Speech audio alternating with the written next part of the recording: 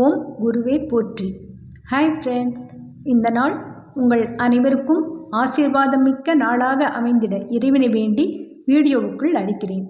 நாம் ரமண மகரிஷி ஐயாவின் ஆன்ம விசார உபதேசங்களில் சென்ற வீடியோவில் மேலை நாட்டவரான பால் பிரிண்டன் மற்றும் மகரிஷி இவர்களுக்கிடையே ஆன அனுபவத்தை உணர்ச்சி ததும்பும் வகையில் நமக்கு எடுத்து கூறி முடித்திருந்ததையும், மேலும் தன் அனுபவங்களை அவர் ஒரு நாவல் போல் எழுதி வெளியிட்டதால் ஐரோப்பியர் பலரிடம் ரமண தாக்கம் ஏற்பட்டதையும், அதில் ஒருவரான சாது அருணாசலா எனும் மேஜர் சாட்விக் என்ற ஆங்கிலேயரும் தன் அனுபவத்தை அழகாக விவரித்திருந்ததையும் கண்டோம்.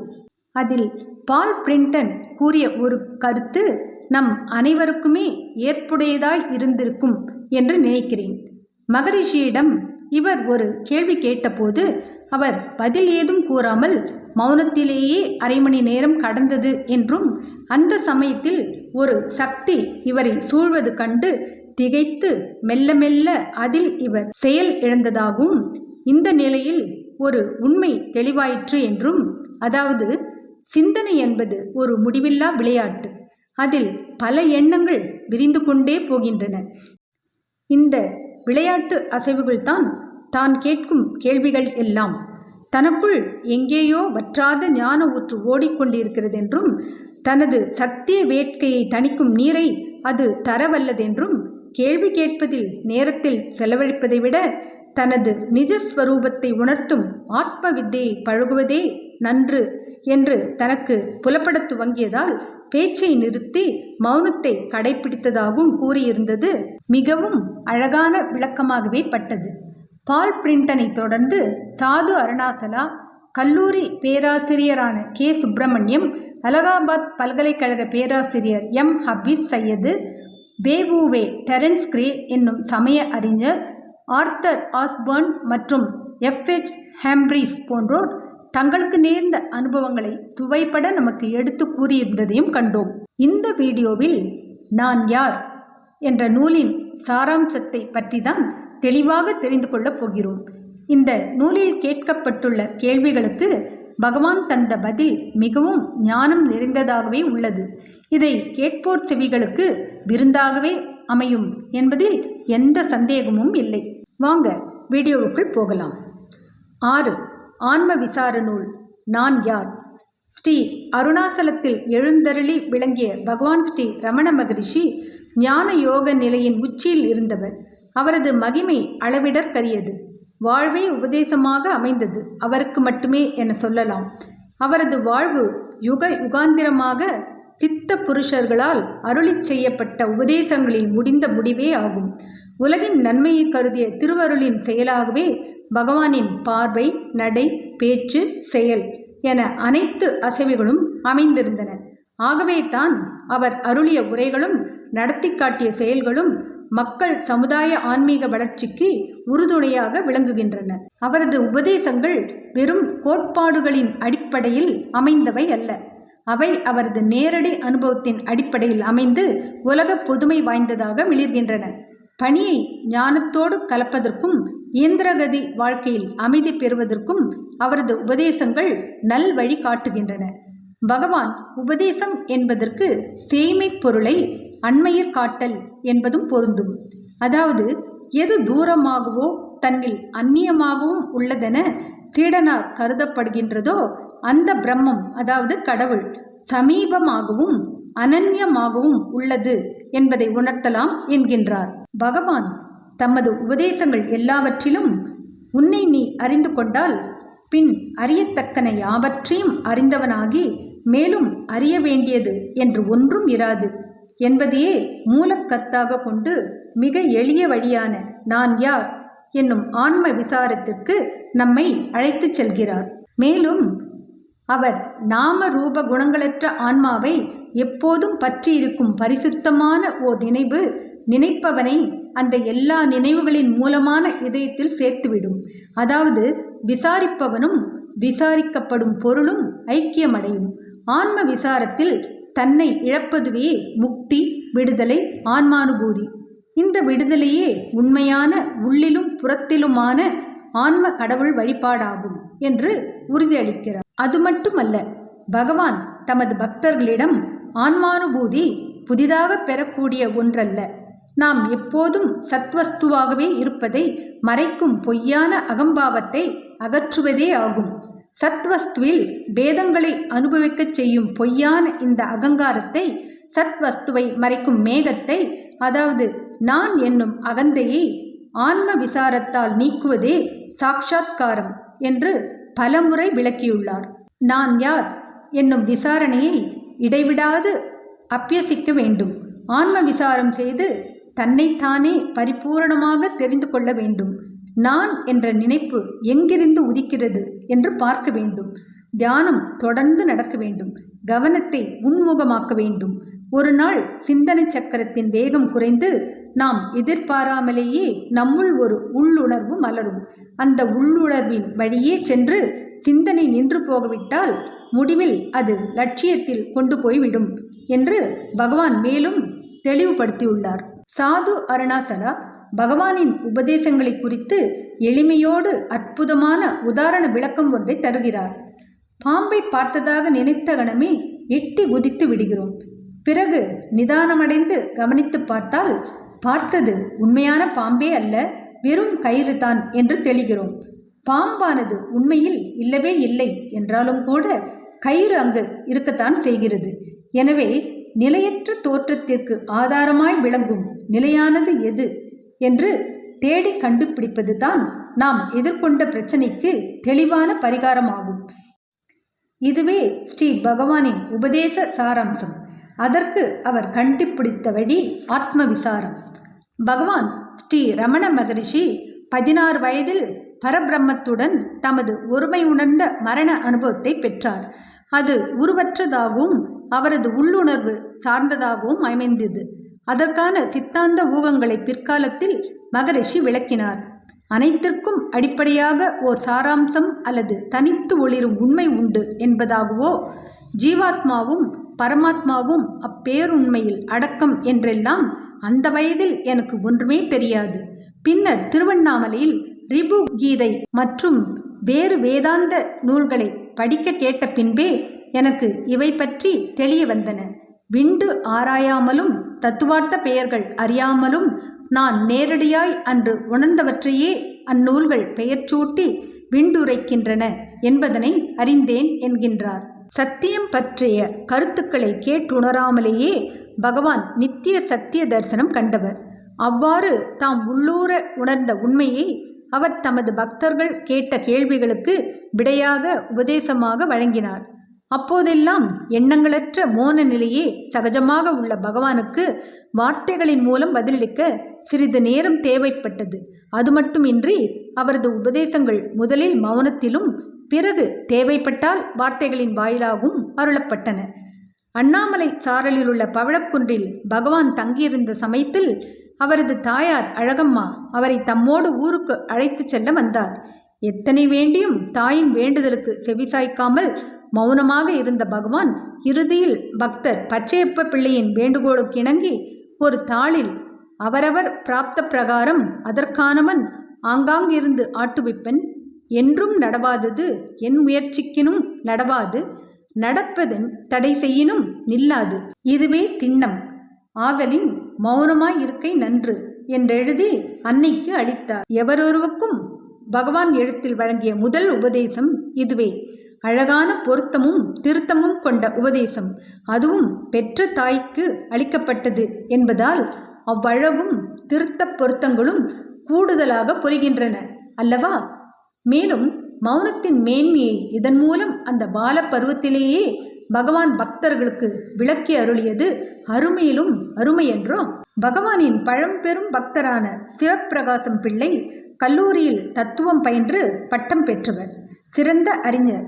அருணாசலத்தில் விருபாட்ச தேவர் குகையில் பகவான் அருந்தவ மோனத்தில் இருந்தபோது அவரால் கவரப்பட்டு பக்தரான அவர் பகவானிடம் உண்மை உணர்ந்தபடி தமக்கு உபதேசிக்குமாறு வினயத்துடன் வேண்டி தமது வினாக்களை சமர்ப்பித்தார்.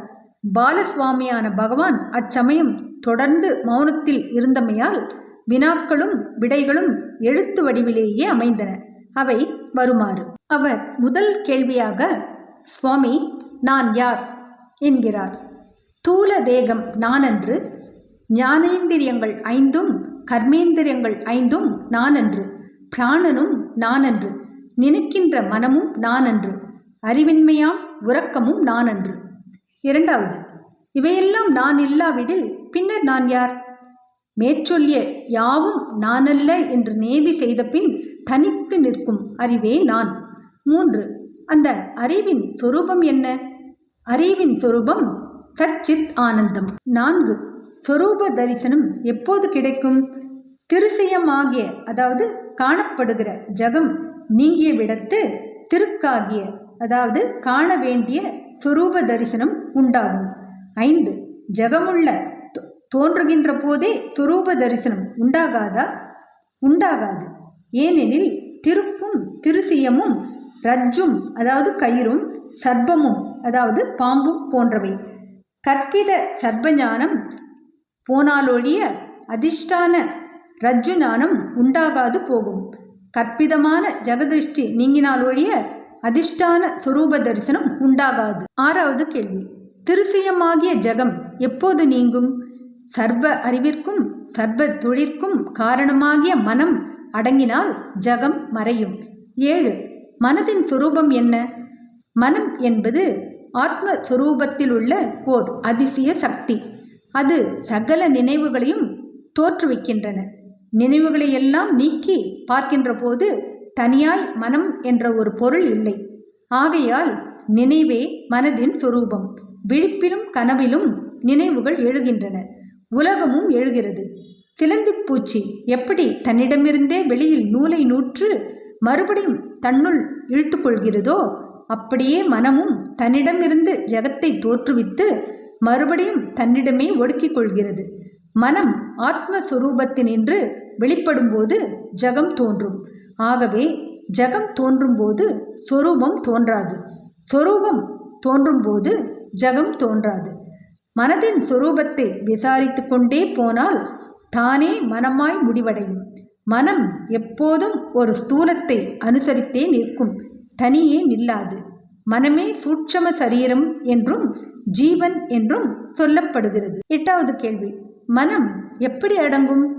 நான் யார் என்னும் விசாரணையினாலே மனம் அடங்கும். நான் யார் என்னும் நினைவு மற்ற நினைவுகளையெல்லாம் அழித்து பிணம் சுடும் தடிபோல் முடிவில் தானும் அழியும். பிறகு சொரூப தரிசனம் அதாவது ஆத்மானுபவம் கிட்டும். 9, நான் யார் என்ற நிலையை சதா காலமும் பிடிக்கும் உபாயம் என்ன? பிற எண்ணங்கள் எழுந்தால் அவற்றை தொடர்ந்து பூர்த்தி செய்யாமல் அவை யாருக்கு உண்டாயின என்று விசாரிக்க வேண்டும். எத்தனை எண்ணங்கள் எழுந்தால் என்ன? ஒவ்வொரு எண்ணமும் கிளம்பும் போதே கவனமாய் இது யாருக்கு உண்டாயிற்று என்று விசாரித்தால் எனக்கே என்று தோன்றும். பிறகு அந்த நான் யார் என்று விசாரித்தால் மனம் தன் பிறப்பிடத்திற்கு திரும்பிவிடும், எழுந்த எண்ணமும் அடங்கிவிடும். இப்படி பழக பழக மனதிற்கு தன் பிறப்பிடத்தில் தங்கி நிற்கும் சக்தி அதிகரிக்கின்றது. சூட்சுமமான மனம் மூளை இந்திரியங்கள் வாயிலாய் வெளிப்படும் போது ஸ்தூலமான நாம ரூபங்கள் தோன்றுகின்றன. மனம் இதயத்தில் தங்கும்போது நாம ரூபங்கள் மறைகின்றன. மனத்தை வெளிவிடாமல் இதயத்தில் வைத்து கொண்டிருப்பதற்குத்தான் அகமுகம் அல்லது அந்தர்முகம் என்று பெயர். இதயத்திலிருந்து வெளிவிடுவதற்குத்தான் பகிர்முகம் என்று பெயர். இவ்விதமாக மனம் இதயத்திலேயே தங்கினால் எல்லா நினைவுகளுக்கும் மூலமான நான் என்பது போய் எப்போதும் உள்ள தான் மாத்திரம் விளங்கும். எதை செய்தாலும் நான் என்கின்ற அகங்காரமற்று செய்ய வேண்டும்.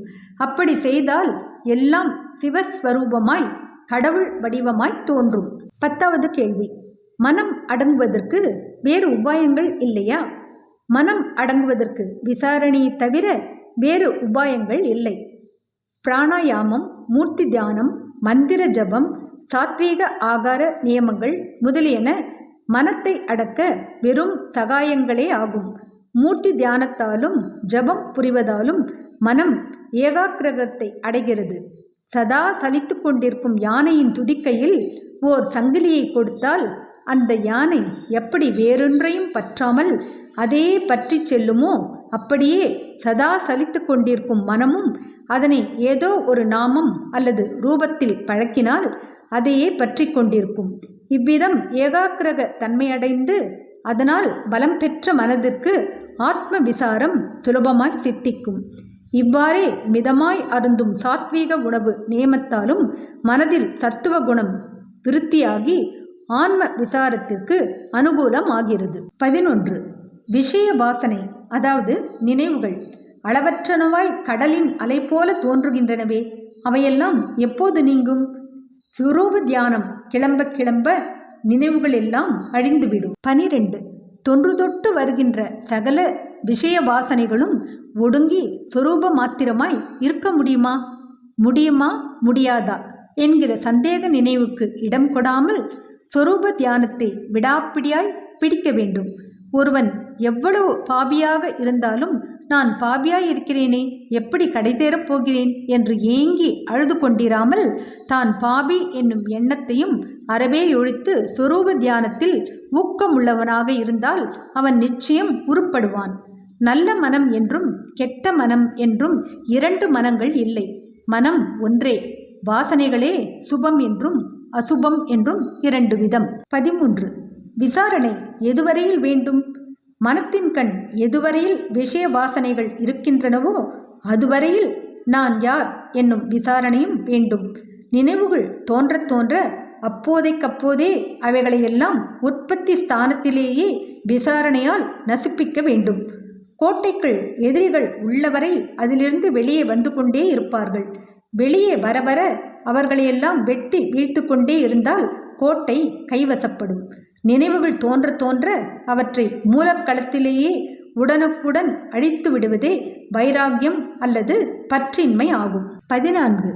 எல்லாம் ஈசன் செயல் அன்றோ?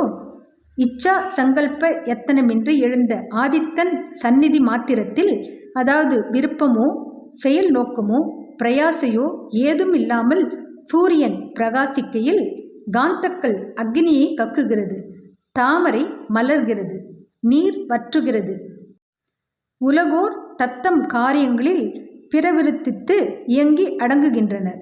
காந்தத்தின் முன் ஊசி சேஷ்டிப்பது போல் அதே போன்று ஈசன் சன்னிதான விசேஷ மாத்திரத்தால் நடக்கும் முத்தொழில் அல்லது பஞ்ச கிருதயங்களுக்கு உட்பட்ட ஜீவர்கள் தத்தம் கர்மானாசுரங்களை சேஷ்டித்து அடங்குகின்றனர். ஈசன் சங்கற்ப சகிதர் அல்லர். ஆண்டவன் ஆட்டி வைப்பதால் இவை நடைபெறவில்லை. ஒரு கர்மமும் அவரை ஒட்டாது. சிவப்பிரகாசம் பிள்ளையின் வினாக்களுக்கு பகவான் அருளிய விடைகள் பின்னர் அவரது திருக்கண்ணோக்கத்திலேயே விரிவாக்கி தொகுத்து நான் யார் என்ற சிறு நூல் வடிவாக வெளியிடப் பெற்றது. இந்நூலே பலரும் அறிந்து போற்றிய உரைநடை உபதேசமாக விளங்குகிறது. இந்நூலின் முக்கிய உபதேச கருத்து யாதெனில், சகல ஜீவர்களும் துக்கம் என்பதின்றி எப்போதும் சுகமாயிருக்க விரும்புவதாலும் யாவர்க்கும் தன்னிடத்திலேயே பரம பிரியம் இருப்பதாலும் பிரியத்திற்கு சுகமே காரணமாதலாலும் மனமற்ற நித்திரையில் தினம் அனுபவிக்கும் தன் சுபாவமான அச்சுகத்தை அடைய தன்னைத்தான் அறிதல் வேண்டும். அதற்கு நான் யார் என்னும் ஞான விசாரமே முக்கிய சாதனம் என்பதே ஆகும். பகவான் அருளிய உபதேசங்களை படித்து சிந்தித்து நம்முள் மூழ்கவிட்டால் அவை சத்தியமாக உண்மையை தேடுவதில் நமக்கு நல்வழி காட்டும்.